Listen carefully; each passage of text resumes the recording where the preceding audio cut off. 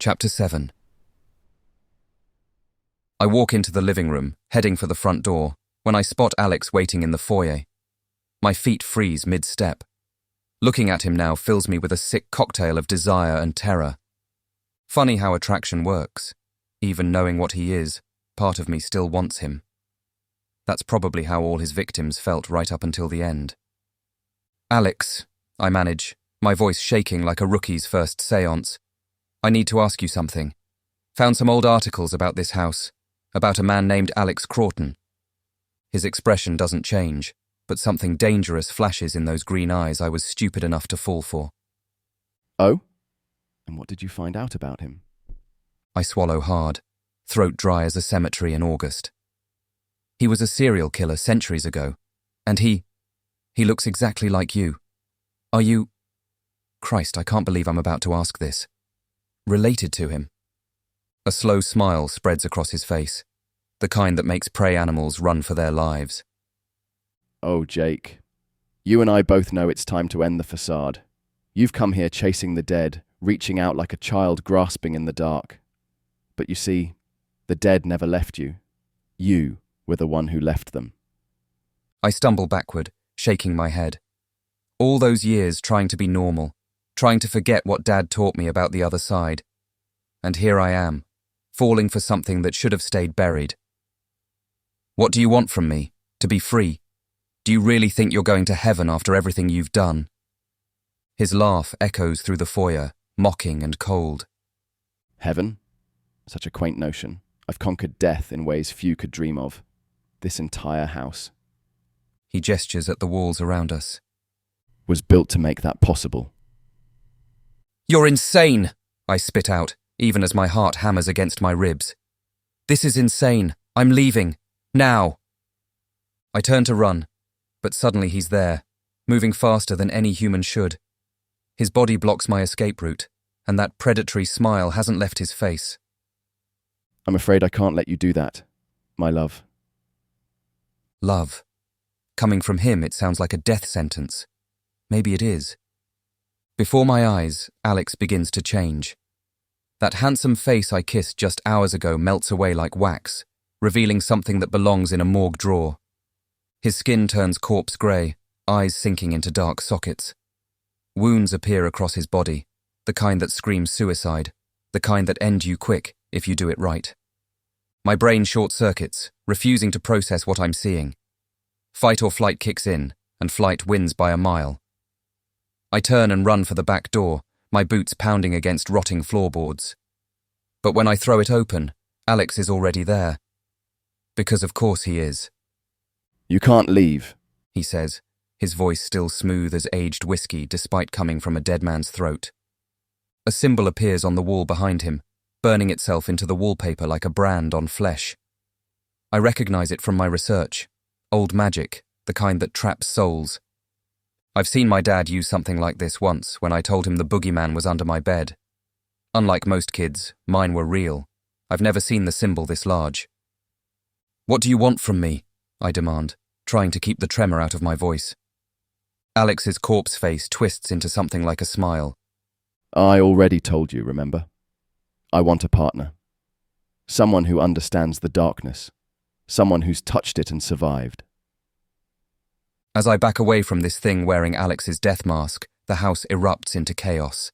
The air fills with spectral forms, his victims, I realize with nauseating clarity. Their ghostly hands push at me, trying to drive me away from him. Their voices whisper urgently in my ears, a chorus of the dead. Run. Flee. If you die here, your soul remains. I seize the moment and bolt for the front door.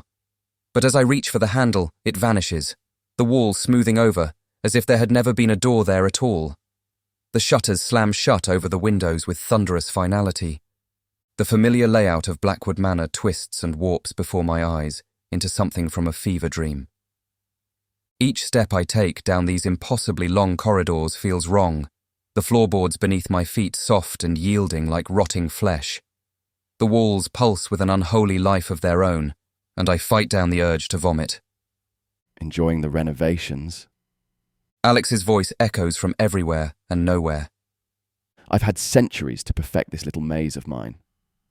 Doors sprout along the hallways like diseased mushrooms, some barely big enough for a child, others towering like cathedral gates. Against my better judgment, I wrench one open, desperate for escape. Big mistake. The room beyond defies physics, furniture clinging to the ceiling while shadows writhe and dance below. I slam it shut, but not before catching a glimpse of something moving in those depths. Jesus Christ, I mutter, trying to steady my nerves, and here I thought my last relationship was toxic.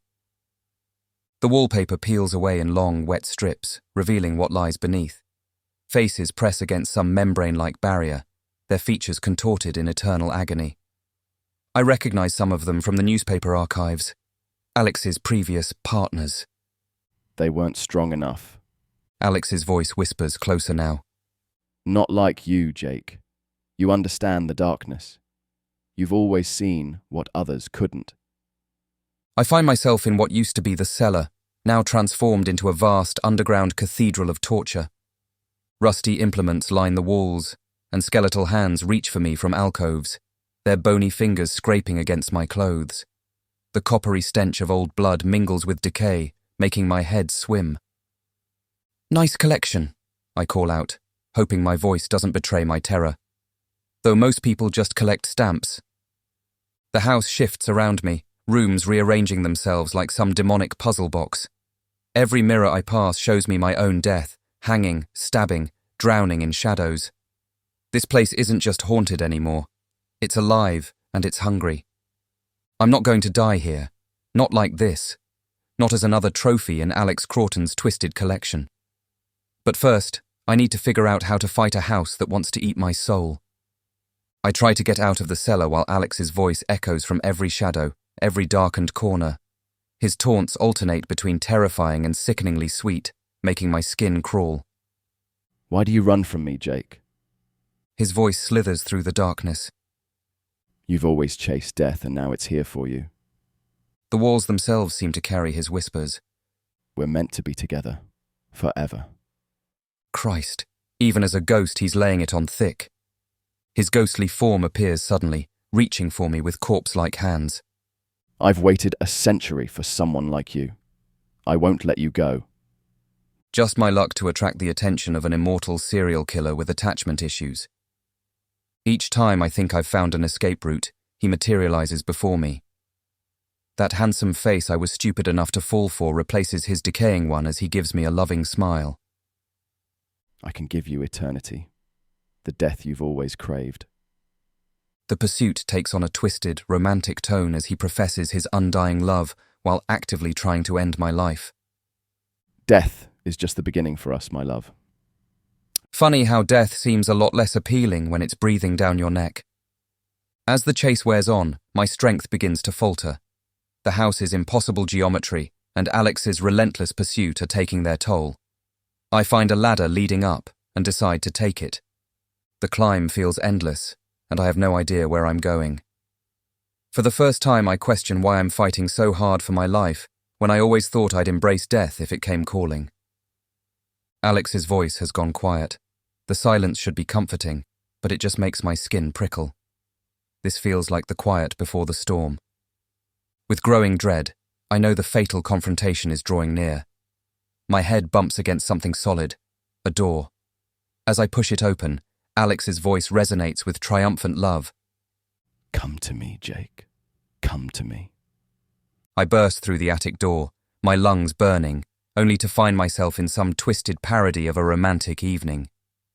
Hundreds of candles flicker like dying souls, their light bouncing off strategically placed antique mirrors. In the center of it all is a full circle of spirit-trapping symbols burned into the floor. Real subtle. Alex materializes between me and the door, which vanishes into the wall with a sickening squelch. I back away, eyes darting around for any escape route, but find myself pressed against a large cracked mirror. My reflection shows a pale, terrified version of myself, with Alex's now physical form looming behind me, like death itself. Welcome home, my love. He purrs, and before I can react, his hands wrap around my throat. My vision darkens as Alex's grip tightens around my throat. I can feel my strength ebbing away, my struggles becoming weaker with each passing second. The attic spins around me, all those damn candles blurring into meaningless streaks of light. In these final moments of consciousness, I see them, the other spirits of Blackwood Manor materializing around us like a jury at an execution. Their faces are filled with sorrow and defeat. Fat lot of good their warnings did me now. Should have run when they told me to, but no. I had to play hero, had to chase the truth. Guess Dad would not be proud of me right now, dying on the job, just like him. As my life slips away, I feel it. This terrible cold seeping into my body, like winter settling into my bones. Alex's triumphant laughter is the last thing I hear before everything goes black. His voice follows me into the darkness. Welcome to eternity, my love. Funny how death feels exactly like Dad described it. Should have listened to him about that too. I would like to give a special thanks to both patrons and Lunar listeners. Thank you so much for your support. It's all going directly into creating more audio content for your listening pleasure. Lunar listeners receive early access to all audio chapters on YouTube. Patreon members receive early access to uncensored audio chapters, along with full audio shorts too hot for Amazon and YouTube.